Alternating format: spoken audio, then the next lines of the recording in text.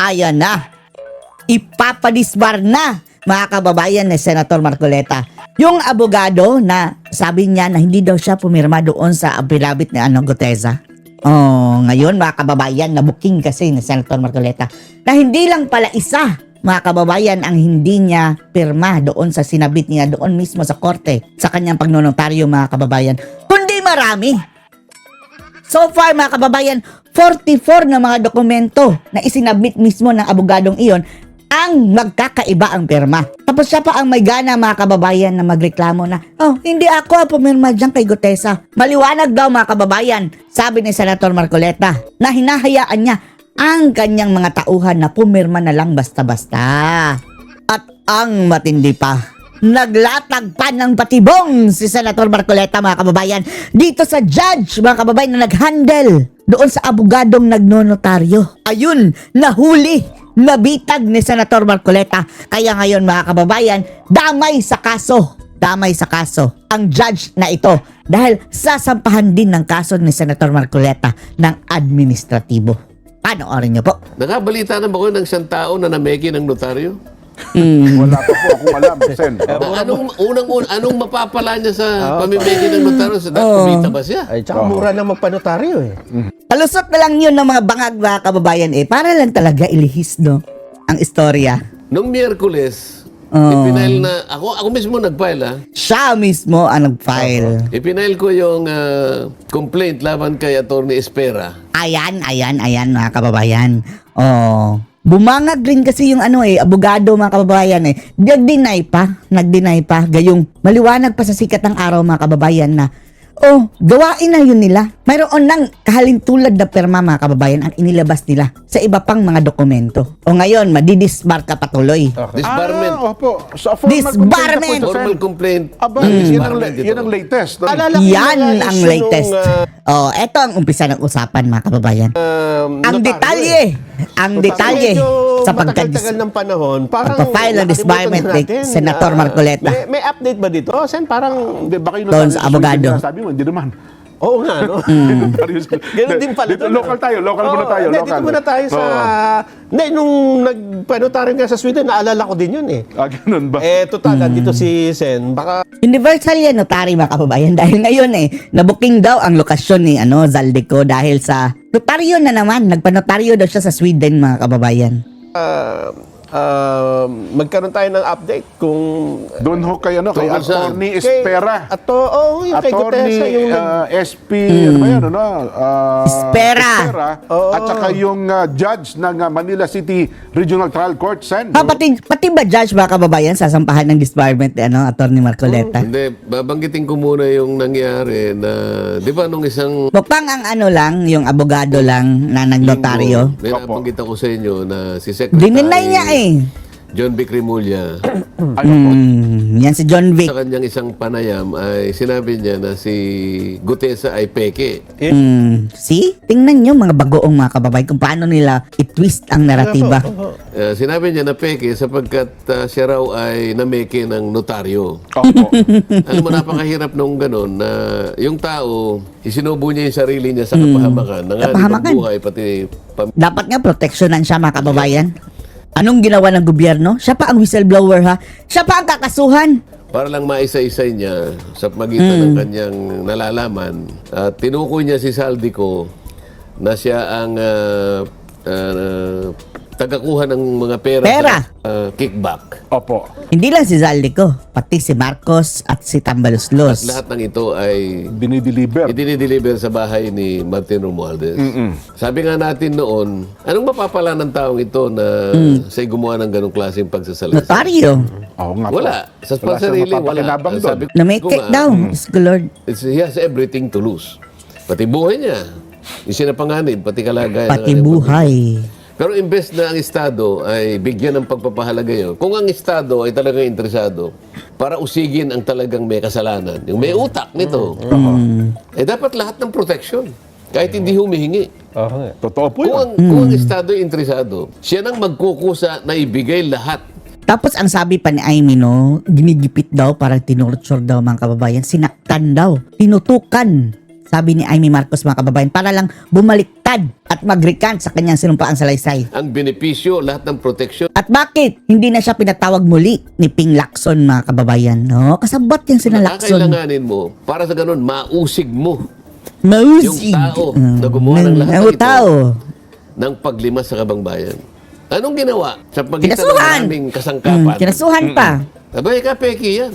Idinimanda pa Dinamanda. ng DOJ ng falsification. Hindi OJ pa ha, mismo. Diyos ko Lord. Oho. Sa halip na proteksyonan, dinimanda pa. Sa wala ka kwenta-kwentang bagay. Nakabalita na ba kayo ng isang tao na nameki ng notaryo? Wala pa po akong alam, Sen. Stupid. Anong mapapala niya sa pamimeki ng notaryo? Sa dati Oo nga. ba siya? Samantalang pwede, magkano lang ba? Pinakamahal siguro, 500 pesos. Mura lang magpanotaryo eh. Oh, yung iba nga, 150. Ngayon, Gaya ng rate ni Percival. dahil nga, para lang maalis yung ganong klaseng stigma doon sa tao. No? Stigma. Kawawa naman. Stigmatism. Nung Miyerkules, ipinail na, ako mismo nag-file Oho. Ipinail ko yung complaint laban kay Atty. Espera. Oh, ayan. Mabuti naman. Disbarment. Opo. Disbarment. Formal complaint. Yan ang latest. Oo. Kasi ang sinasabi niya, Matatanggalan ka patuloy ng lisensya. hindi ko naman pirma yun sabi niya. Opo. Yung pero ano hinayaan yung niya. nakapirma doon sa notaryo ni Gutesa, hindi ko pirma yun. Oho. Ako naniniwala kung hindi niya pirma yun. Opo. Ngunit, ang pinaniniwalaan ko, pinayagan niya kung sino-sinong mga tao na gamitin ang kanyang opisina at ang parepernalya niya para lang makapag-notaryo kahit sino na Yes. lang ang pipirma.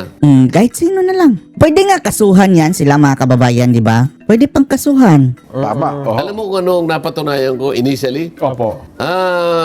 Sa pagitan ng ng approval ng Supreme Court, nakakuha kami ng permiso na Oho. puntahan yung kanyang mga isinabmit na mga dokumento ng pagnonotaryo. Hindi pa lahat nakuha na namin. Opo. Nung una, ayaw kami payagan Opo. nung makita nila yung alam niyo ba sa ngayon, 44 na piraso ng dokumento. Iba-ibang pirma. Naku po. Ala! Yung pirma ni... Kasi Patay pinakita kang niya, bata ito yung ka. sarili kong signature. Ayan, aha. Patay kang bata ka ngayon. Nakakuha ng 44 na piraso ng mga dinokumento niya, na ininitawag yung dokumento, na kahit paano mo tingnan, Iba-iba. iba-ibang Iba-iba ang pirma. nito. Oh, tapos hindi na niya madideny dahil sinabit na nila yan mga kababayan doon sa sa Supreme Court, sa korte. Iba-ibang taong ginagamit niya na pumirma para sa kanya. Oho. Totoo yan. Ayun po. Hindi pa kami tapos 44 pieces na of evidence Oh, na hindi pirma niya. kasama siguro doon ang pirma ng Gutesa yun. Oho. Sa makatwid, okay, hindi mo pirma yung pirma na ginawa ni Gutesa. Kanino pirma itong hinayaan mo na magnotaryo ka? Tama. Ginamit ang pangalan mo, ginamit ang opisina mo, pati notarial details mo ginamit, pero maski pa paano mo tingnan, ilang tao ang pumirma nito para sa'yo. Oho. Yun ang kasalanan niya.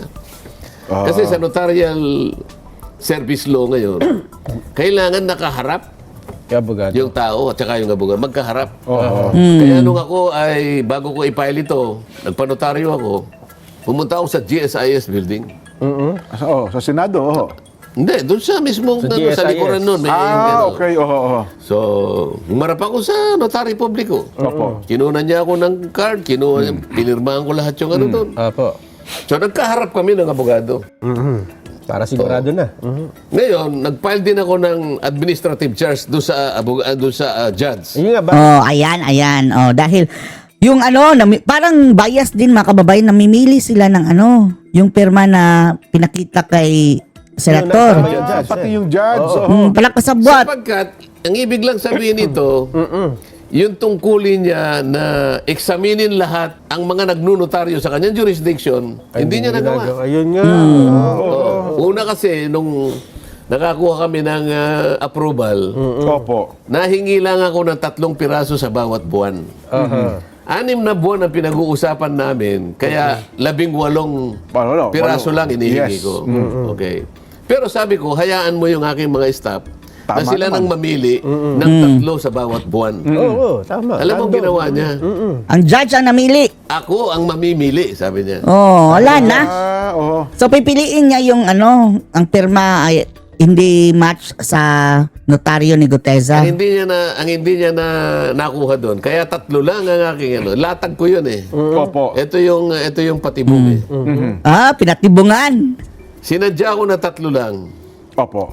Binabasa ko kung anong gagawin niya. Yung Ah. gagawin niya, parang yun ang inisip Mamili ko. lang. Ako mamimili, sabi niya. Kasi kapag sinabi ko, pwede ba ako makakuha ng at the very least 25 to Ang patibong ni Marcoleta. Baka mahirapan Wais siya. din ito si Marcoleta, no? baka doon pa lang eh. Kaya Sige, kayo na lang. Kaya inumpian nyo lang, tatlo lang. Sige, kayo na lang. Nung tatlo lang, okay. mamimili.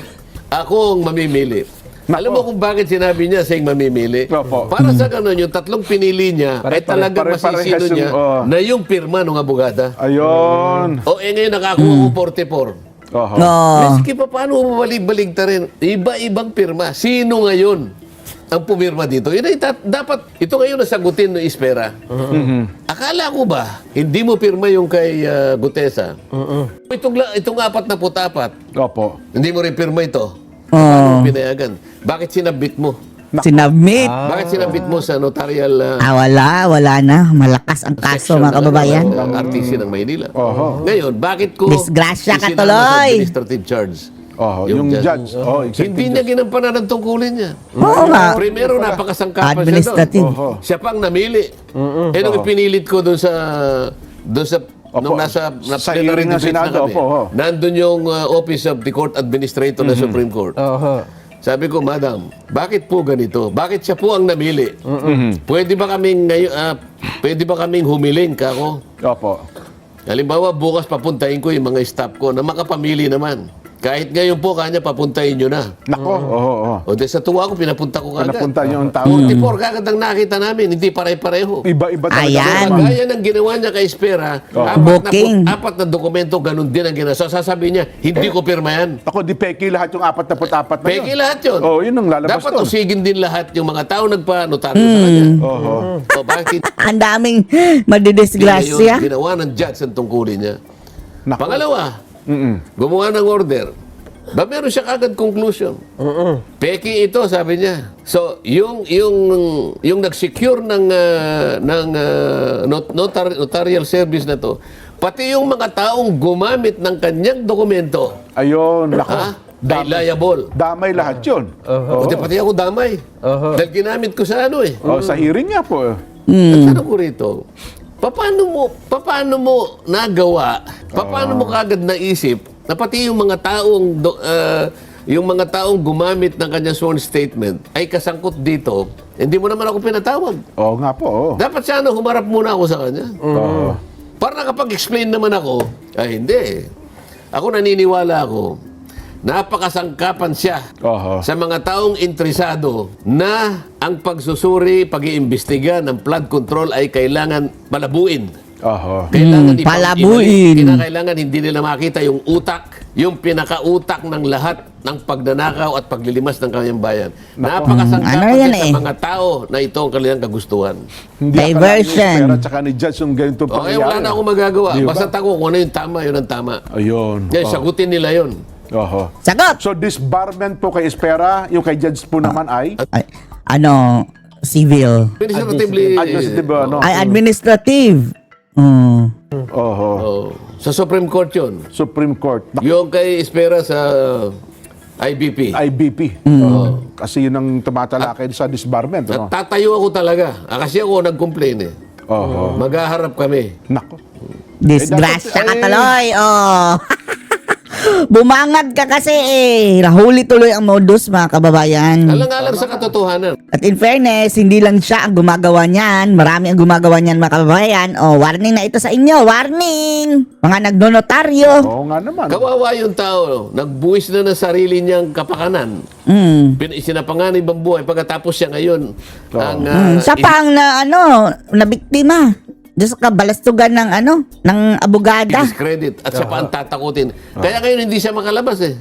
Alam ko kontrolado siya ngayon kaya hindi makalabas. Sinong nagkokontrol? Ako, ang balita ko, di ba, isasabihin na po siya sa susunod na pagdinig ng Blue Ribbon eh.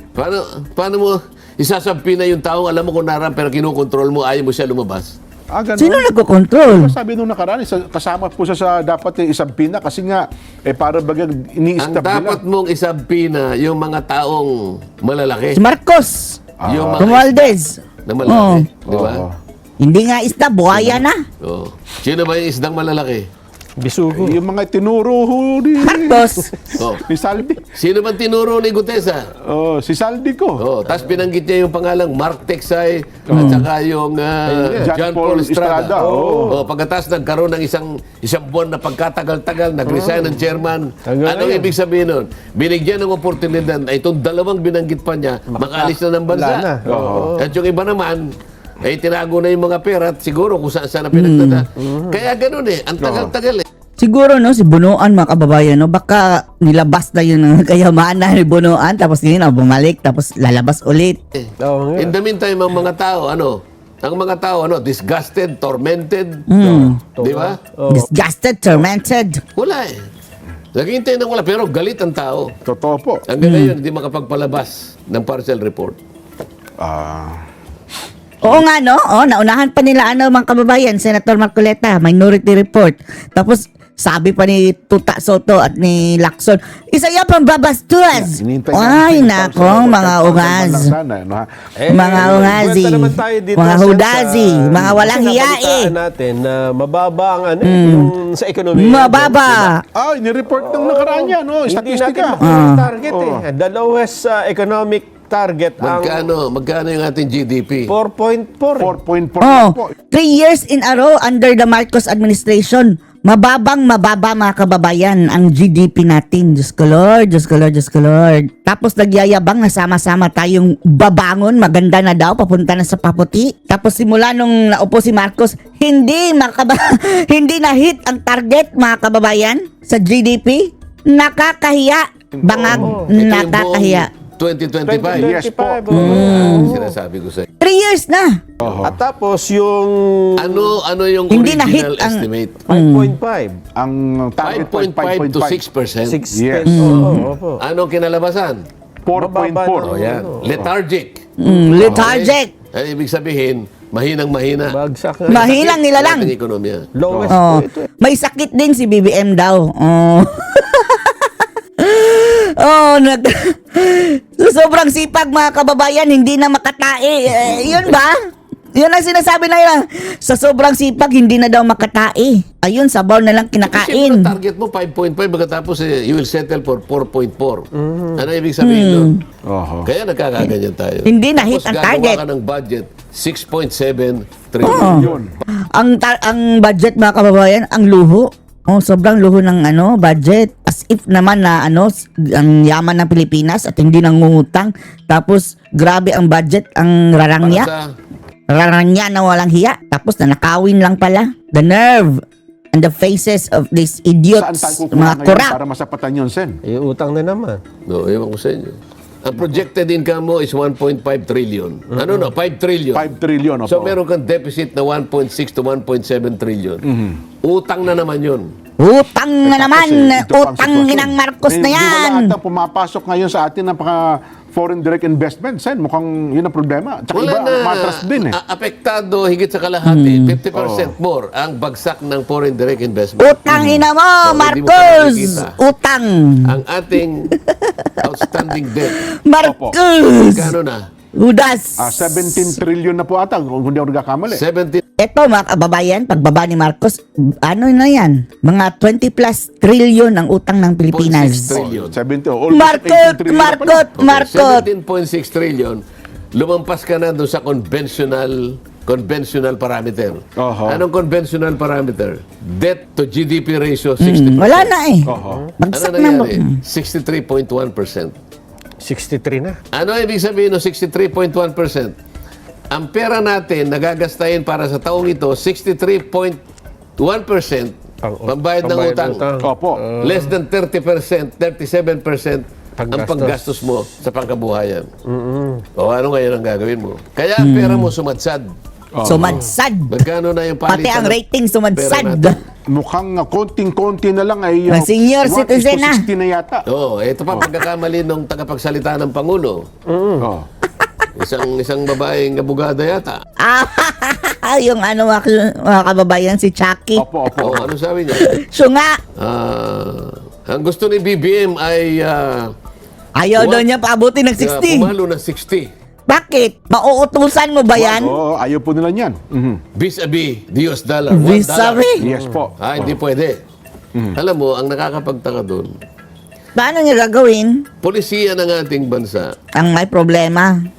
ito good policy ito Opo. na ang ating exchange rate will always be influenced by market forces. Market-driven. Opo. Hindi mo sasabihin, para bang ibig niya sabihin, in-instruct niya yung central bank, kontrolin mo Kasi ang gusto ng Pangulo, mali yun. Huwag aabot ng 60, oh. Mali yun. Ito yung mga unusual. Hindi ko malaman kung sila ginagamit nila yung mga isip nila. Hindi mo pwedeng isa publiko yung pagsasalita ng gano'n. Ganun po pala Hindi yun, mo oh. sinasalang-alang yung market forces Kasi yung parity, ito yung Opo. Kagaya lang naman mga kababayan nung dati yung mataas ang presyo ng bigas, sabi niya, effective today 40 na. 40 na lang daw pesos per kilo.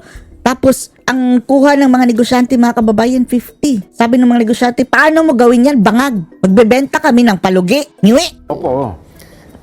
Ganyan ka You have stupid to mga allow kababayan. our peso to settle Stupid. its place. Yes po. Kung aabot ng 60, 61, talaga Wala tayong magagawa. Yun talaga, opo, yan ang Otherwise, big kapag kinontrol mo, ang mangyayari dyan, Pwede nilang makontrol yan for a while mga kababayan, pero hindi nila mapipigilan habang buhay. And then, ang ano pa niyan, bad effect pa niyan, dahil hindi nila makontrol, para nilang pinipigilan and then magkakaroon ng momentum pataas. Haharurot na yan pataas. Ito talagang mga, nako tong mga Sasakin na sentro na, nagba bibili mga siya ng kababayan bibili siya ng mga pera na may hina. Oho. Ha? Para lang huwag umabot dun sa 60, ho. Ganun ang... Para kontrolado po aba, nila. ano yun? Risky po delikado yun. yun dahil yung pera mo, Oho. masasayang. Ba't ka mag-i-invest dun sa mahina yung... Ito yung pinaka-problema. Yun pala ang epekto nun, ano? So dapat pala, hindi pala Sa kalagayan dapat natin yan. ngayon, si Oo. President Marcos, nung siya yung Marcos. 22 yata yun. Ang utang ng bawat Pilipino, 115,000. Opo. Bawat Pilipino. Pati sanggol. Ba lahat? Opo. 2022. Ngayon, 2025, ang utang na ng bawat Pilipino, 155,000. grabe na increase, no? Kakaiba. Oho. Di ba?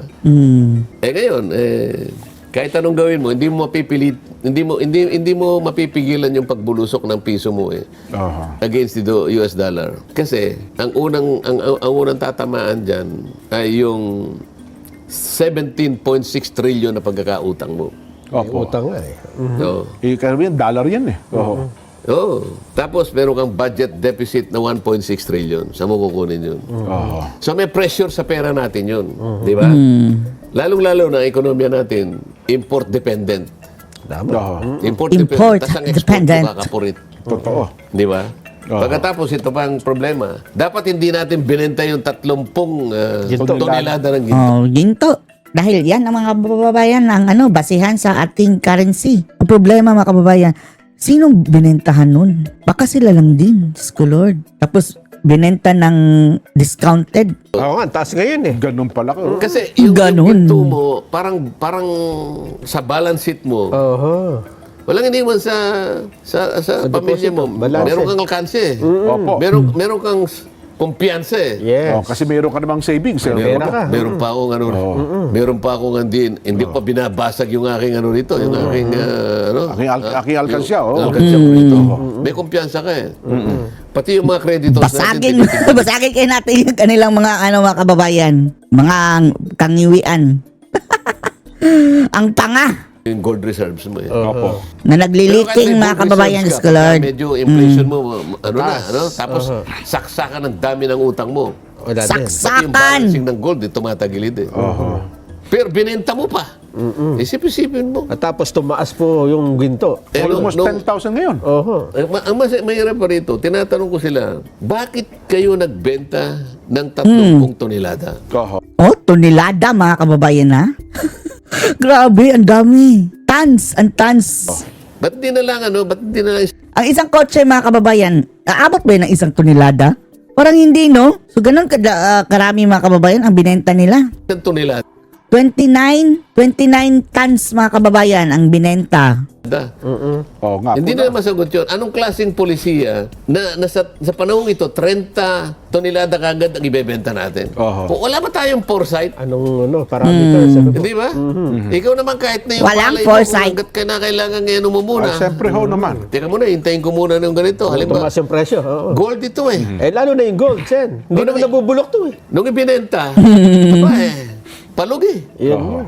Binenta ng palugi. After 1 year, lugi tayo ng 1.2 billion nata. 120 Grabe. billion, hindi kwentahin natin. Ang laki ng Hindi lugi. nangyayari. Ngayon, sasabihin natin ngayon, gusto ng ating Pangulo ay mali na naman ang pagkakaano niya. Oo. Maring yun ang gusto ng Pangulo. Ang kusa lang. Pero hindi mo dapat i-broadcast yun. Yun Sasabihin na naman ng mga tatawanan na naman tayo. Ano naman ang Pilipinas? Di ba niya alam Mali pala yung gano'n. na yung parity, yung relasyon ng pera nila tsaka ng US dollar magsisecure ng hindi ba? Oo. Ano namang klaseng Ang akala nila, pogi points yun pala, negative palang epekto nun, Sen, ano? hindi, salita na kasi ng salita yung babae na yun. Yung babaeng, sunga. Gaya rin ni Jay Tariela. Stupid. Kung ganito na lang tayo. Salita. Oh, ma-reject mga kababayan, no? Mga parang may mga siraulo mga kababayan itong mga tagapagsalita nitong tagapagbunganga ni Marcos. Pati na si Marcos. Ng salita, hindi mo man lang sinusukat ang consequence ng pinagsasabi mo. Oho. Aba tayong nababayubay sa ano. Nababayubay. Naku. Eh, dapat, Wala na tayong panahon. opo, dapat na lang siguro, Sen, mag-invest tayo sa ano, yung pag-human investment sa kapakanan ng mga estudyante natin. Sana. Di ba, ang balita ko, Sen, meron pagpupulong EDCOM 2 ba yun? Parang binanggit ni Senate President Soto nung, parang kasama ba Senado doon sa EDCOM?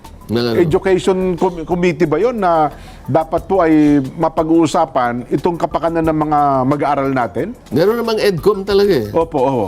Oo. Ayun. Yan kasi ay komisyon na Oho. katulong ng Education Commission ata ang tawag doon, Sen, ano? oversight yan eh. opo. Kamukha ng energy, meron tayong, di ba? Opo. Joint Energy Commission, yung mga JCEC. Oho. Yung Agriculture Commission nagtayo na kasi dati walang Agriculture Commission. Oho. Ayun. Nakakatulong yan parang oversight. Ayun. So, mayroon kasing, nakita ko lang dito, Sen, ano? Mayroon kasing panawagan daw po si DepEd Secretary Sani Angara na magkaroon tayo ng whole of government approach para masolusyonan daw po yung learning crisis ng ating bansa. Ito daw po yung kasabay ng pag-usamitin nila ng EDCOM 2 report at national plan para po sa Pangulong Bongbong. At kailangan na Bongbong! Ngag-ngag, nig-nig, ngog-ngog Marcos. Bongbong vangag. sasabayan po yung aksyon mula sa DOH, DSWD, sasabayan po ito ng nutrisyon hanggang sa TESDA, sa CHED, at para daw po sa trabaho. Ito daw po ay dapat magkaisa at para matagumpay yung 10-year education roadmap ng Pilipinas. Pero kailangan, ipundar mo muna lahat ng pangangailangan. Yun. Una, kailangan ng mga teachers competent. Ayan. Ayan, Tama opo. po. Paano makapagtuturo ng mahusay ang mga teachers kung yung sweldo hindi naman sapat? Di ba? Paano siya Hindi sapat ang makakapagturo sweldo. ng isang training? Kailangan pati teachers. Meron namang continuing training. Opo. Yung mga abogado nga, merong MCLE, tinatawag. Opo, yearly ho yan. Sen. Mandatory continuing legal education. Kung mo abogado ka, akala mo lahat ng batas, alam mo, Hindi po nagbabago may- yung may mga jurisprudence. bago. Ganon din ang teacher. Merong mga bagong Paano yung mga eskwela? batas. Oh. Kung konti ang mga eskwela, isang araw, isang buong, Isang buong programa, Isang opo. buong programa kung paano natin madidiretso yung pangangailangan natin ng classroom. Opo. Di ba? Oho. Yung Magna Carta for Teachers, Yan, isa pa po yan, Sen. Oh. na kung hindi ako nagkakamali, 1957 na ito, 1956. Dapat mabago na. Hindi, napakaraming provision doon na para sa teachers, hindi naman binibigay. Oho. O, paano ngayon? sangkot yun sa kalidad ng ng mga produktong Produktong. pupunta ko sa pag-aaral eh. Bagay ngayon Di ba? kay Secretary Sani Angara. Ako mukhang hindi ko approved na eh. kinahihiya na ako produkto ng public Ay, education. tama po naman, Sen. Oh. Noong panahon namin, yung public education, magagaling ang teachers. Oho. Ha? Oo Strict nga. pa. Minsan nga mga kababayan, magagaling pa ang mga public teachers dahil yung ibang private na paaralan, hindi pasado ng board exam yung ibang teachers sila mga kababayan. So wag maliitin yung mga public schools dahil hindi ka makakaturo dyan sa public schools kung wala kang license. Oho. Ako napalo ako ng 3 beses dyan eh. Ng teacher, no? Ah, ganon? Oo, may ikot eh. Bakit? Bakit? Wala Bakit? assignment. Hindi. Hindi. Iba dati mga kababayan dahil kung mali lang ang sagot mo, papaluin ka na. Kahit hindi ka naman naging salbahe. Medyo makulit. Ganun talaga, Hindi bata kasi eh. nakalimutan ko yung binigyan kami ng notebook. Opo. Eh, paano pa ba tayo? Baka wala. Opo. 2 minutes po, Sen. 2 minutes, oh. Sulat. Ayan. Ang assignment nyo, isulat nyo yung pangalan ng magulang. So, ina at saka yung ama. Opo. Sila ang pasulatin nyo. Sila, oh. Para sigurado sa spelling. So, nakalimutan ko sa kalalaro. Pangit yung dati mga kababayan na papaluin kahit hindi ka naman salbahe. Nagkamali lang, mali ng sagot, paluin agad. Kaya hindi tayo sang-ayon na sabi ng marami, mabuti daw dati dahil pinapalo talaga. Okay lang sana salbahe ang pinapalo. Pati mali mga kababayan na ordinaryo na mali lang sa mali lang sa pagsagot, papaluin na. Di nung wala, paano kung uuwi? Wala nang panahon eh. Nasa school Opo. na, po. Alam ko naman ang pangalan ng Ng tatay sa tatay kananay. ko. Siyempre, ano. Pacifico Marcoleta. Sinulat nyo na lang. Kaya lang, yung Marcoleta kaya, pero yung Pacifico, P-A-S-I-P-I-K-O. Mali, wrong spelling. Yung Candida, K-A. Kaya halatang hindi silang gumawa. Tanungin ako ng teacher, Rodante, Rodante. ito Ikaw ba ay ang sinulat gumawa ng, nito? mga magulang mo? Siyempre, opo, halika ka niya, dumapa ka rito. Sabi ko, paano niya kaya nalaman Oo nga. Candida naman ang nilagay Siguro ang sulat sa kamay. Pacifico. Pag-uwi ko, yan napala mo. Tama po naman. At Ay, punado. nako. Kasi ngayon, pagka pinalo nyo yung bata, susumbong kayo. Bawal po ngayon. Bawal na. Hindi rin maganda mga kababayan nung yung paluan talaga. Hindi ako agree dyan. Wala. Ay, wala. Pati magulang, kasangkot doon sa pagpaparusa. Sasabihin pa ng teacher mo, yan, matigas kasi yung ulo mo. Sabi ng nanay mo, yan. Matututo ka naman. Yeah. Tanong ko sa kanya, paano niya nalaman na hindi kayo na gano'n? Huwag mo na kayo itanong. Malalaman niya sa... Malalaman to. Pagdating ng panahon. Maano pa ako, nag-aapila pa ako eh. Tama naman ang pagkakaso. Di ba Pacifico ang pangalan Pacifico, mo? oo. Kayo naman, di ba Reconsideration. Candida? Candida K eh. Ay, nako. Ay nako, yan. Ano masasabi niyo dito mga kababayan? Post your comments below.